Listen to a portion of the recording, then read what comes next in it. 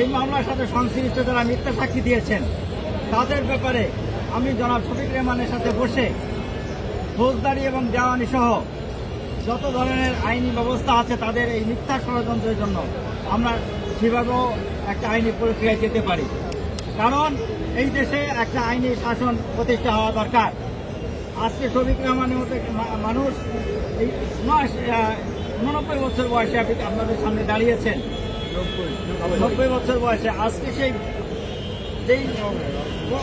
যেভাবে তাকে রিমান্ডে নিয়ে টর্চার করা হয়েছে, শুধু তো উনি না, মাহমুদুর রহমান সাহেবকে একইভাবে টর্চার করা হয়েছে এবং একেবারে আদালতে যেভাবে সাক্ষী নেওয়ার নিয়ম কোনো কিছুই অনুসরণ করা হয় নাই।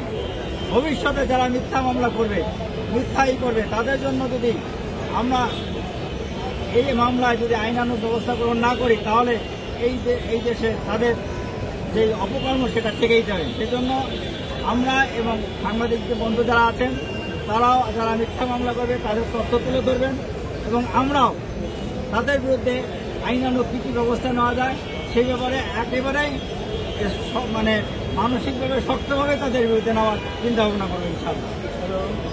Thank you.